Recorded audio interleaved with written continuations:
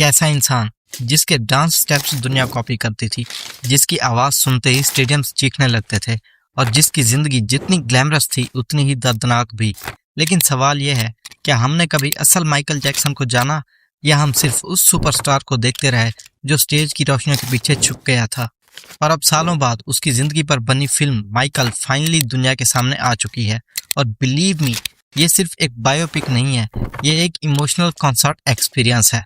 तो दोस्तों, वीडियो शुरू करने से पहले चैनल को सब्सक्राइब जरूर कर लेना, क्योंकि यहाँ हम सिर्फ मूवीज की बात नहीं करते, हम सिनेमा को फील करते हैं। अब सोचो, एक छोटा सा बच्चा जिसका चाइल्ड हुड नॉर्मल नहीं था, जिसने स्कूल की जगह स्टूडियोज देखे, फ्रेंड्स की जगह कैमरास देखे और गेम्स की जगह रिहर्सल्स। फिल्म हमें ले जाती है उस जमाने में जब माइकल जैक्सन सिर्फ एक नाम नहीं था, बल्कि एक ख्वाब था, एक ऐसी मशीन जो सिर्फ परफॉर्म करती थी। और ऑनेस्टली मुझे लगता है फिल्म का सबसे स्ट्रॉन्गेस्ट पॉइंट यही है कि ये माइकल को एक इंसान की तरह दिखाती है, सिर्फ सुपरस्टार की तरह नहीं। फिल्म का डायरेक्शन इतना सिनेमैटिक है कि कई सीन्स लिटरली गूज़बम्प्स देते हैं। स्टेज लाइट्स, क्राउड का शोर, बैकग्राउंड म्यूजिक और माइकल का एंट्री लेना, भाई साहब ऐसा लगता है जैसे आप सिनेमा हॉल में नहीं, लाइव कॉन्सर्ट में बैठे हो। और सबसे शॉकिंग बात, माइकल का रोल प्ले किया है उनके रियल लाइफ भतीजे जाफर जैक्सन ने। और मैं झूठ नहीं बोलूंगा, पहली बार ट्रेलर देखकर मुझे लगा था कि शायद बस मेकअप और एडिटिंग की वजह से रिसेम्बलेंस होगी, लेकिन फिल्म देखने के बाद लिटरली कई मोमेंट्स में लगता है कि स्क्रीन पर खुद माइकल जैक्सन खड़ा है। उसका बॉडी लैंग्वेज, उसका मून वॉक, उसकी आंखों के एक्सप्रेशंस, इवन वो हल्की सी स्माइल, सब कुछ इतना एक्यूरेट है कि आप कई दफा भूल जाते हो कि ये जाफर है। और मेरे ख्याल से अगर इस परफॉर्मेंस को अवार्ड्स ना मिले तो फिर ऑनेस्टली अवार्ड्स का कोई मतलब ही नहीं बनता। फिल्म का एक और स्ट्रॉन्ग पॉइंट है इसका म्यूजिक प्रेजेंटेशन। देखो भाई, नॉर्मली बायोपिक्स में सॉन्ग्स को सिर्फ बैकग्राउंड फिल्टर की तरह यूज किया जाता है, लेकिन यहाँ हर परफॉर्मेंस एक इवेंट लगती है। जब बिली जीन वाला सीक्वेंस आता है, सिनेमा हॉल का इन्वायरमेंट ही चेंज हो जाता है। और जब क्राउड चिल्लाता है तो ऑनेस्टली आपको भी एड्रेनालिन रश फील होता है। कैमरा एंगल्स इतने स्मूथ है, लाइटिंग इतनी क्लासी है और कोरियोग्राफी इतनी पावरफुल है कि कई सीन्स लिटरली हिस्टोरिकल फुटेज लगते हैं। फिल्म स्पेशली उन लोगों को ज्यादा हिट करेगी जो 80s और 90s के पॉप कल्चर को समझते हैं, क्योंकि माइकल जैक्सन सिर्फ एक डांसर नहीं था, वो एक इरा था। आज भी दुनिया में अगर किसी बच्चे को डांस का सिर्फ एक स्टेप आता हो तो चांसेस है कि वो मून वॉक ही होगा। और यही इम्पैक्ट फिल्म परफेक्टली कैप्चर करती है। लेकिन अब आते हैं उस चीज पर जिसके बारे में सब बात कर रहे हैं, कंट्रोवर्सीज। देखो भाई, माइकल जैक्सन की लाइफ कंट्रोवर्सीज से भरी हुई थी। Media trials, allegations, strange behaviour, surgeries, loneliness, ये सब चीजें उसकी इमेज का एक पार्ट बन चुकी थी। और ऑनेस्टली मुझे लगता है कई लोग सिर्फ इसी एक्सपेक्टेशन से फिल्म देखने जाएंगे कि शायद यहाँ उन कंट्रोवर्सीज का डार्क ट्रूथ दिखाया जाएगा। लेकिन फिल्म यहाँ एक डिफरेंट अप्रोच लेती है। ये कंट्रोवर्सीज को डीपली एक्सप्लोर नहीं करती, बल्कि फोकस रखती है माइकल की इमोशनल स्टेट पर। यानी फिल्म ये नहीं पूछती कि दुनिया माइकल के बारे में क्या सोचती थी, फिल्म ये पूछती है कि माइकल खुद अंदर से क्या फील करता था।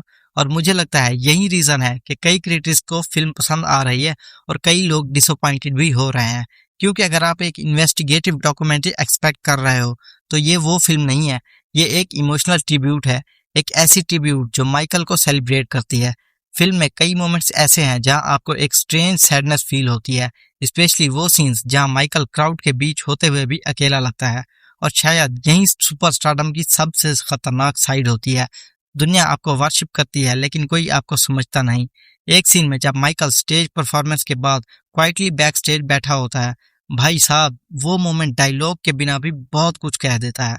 और मुझे पर्सनली लगता है कि फिल्म के इमोशनल सीन्स उसके कॉन्सर्ट सीन से भी ज्यादा पावरफुल है, क्योंकि वहां हम सुपरस्टार नहीं, एक थका हुआ इंसान देखते हैं। अब अगर सिनेमेटोग्राफी की बात करें तो ऑनेस्टली ये फिल्म विजुअली बहुत गॉर्जियस है। हर फ्रेम पॉलिश्ड लगता है, golden lights, smoke effects, vintage concert vibes, everything feels premium. कई शॉट्स लिटरली वॉलपेपर मटेरियल है और आईमैक्स या बिग स्क्रीन पर ये एक्सपीरियंस और भी ज्यादा पावरफुल लगता है। एडिटिंग भी बहुत शार्प है, फिल्म का पेसिंग फास्ट है लेकिन बोरिंग कभी नहीं लगती। हाँ, कुछ जगहों पर मुझे लगा कि स्टोरी थोड़ी रश्ड है, स्पेशली माइकल की पर्सनल लाइफ के कुछ इंपॉर्टेंट फेजेस को और डिटेल में दिखाया जा सकता था। लेकिन शायद film makers intentionally first part को सिर्फ राइज और फ्रेम तक लिमिटेड रखना चाहते थे, क्योंकि रिपोर्ट्स के मुताबिक फिल्म का सेकेंड पार्ट भी आ सकता है। और ऑनेस्टली अगर सेकंड पार्ट आता है तो वही असल इमोशनल स्टॉर्म होगा, क्योंकि माइकल की लेटर लाइफ ही सबसे ज्यादा ट्रेजिक और कंट्रोवर्शियल थी। और अगर फिल्म मेकर्स ने उस फेज को ऑनेस्टली हैंडल कर लिया तो ये बायोपिक ट्रिलॉजी लेवल पर आइकॉनिक बन सकती है।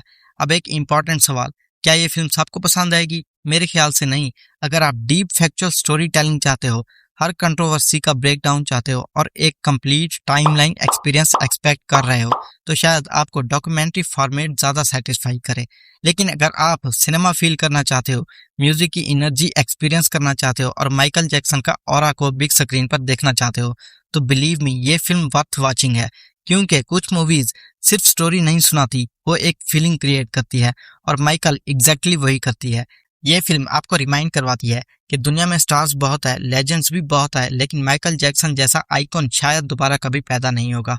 एक ऐसा आर्टिस्ट जिसका म्यूजिक बॉर्डर्स क्रॉस करता था, लैंग्वेज क्रॉस करता था और जनरेशंस को कनेक्ट करता था। आज भी अगर उसका कोई गाना चल जाए तो लोग ऑटोमेटिकली डांस करना स्टार्ट कर देते हैं और शायद यही इमोर्टैलिटी होती है। आखिरी बात, मुझे लगता है ये फिल्म परफेक्ट नहीं है, इसमें फ्लॉज हैं, मिसिंग डिटेल्स हैं और कई सेंसिटिव टॉपिक्स को सॉफ्टली हैंडल किया गया है। लेकिन एक चीज जो फिल्म परफेक्टली करती है वो है माइकल जैक्सन की एनर्जी को जिंदा करना। और सिनेमा का असली मैजिक भी शायद यही होता है, 2 घंटे के लिए आप रियल दुनिया को भूल जाओ और एक लेजेंड की दुनिया में खो जाओ। तो अगर आपने फिल्म देख ली है तो कमेंट्स में जरूर बताना कि आपको जाफर जैक्सन की परफॉर्मेंस कैसी लगी और क्या आप भी मेरी तरह फील करते हो कि इस लड़के ने लिटरली माइकल जैक्सन को जिंदा कर दिया है। अगर वीडियो पसंद आई हो तो चैनल को सब्सक्राइब करना मत भूलना। मिलते हैं अगली वीडियो में।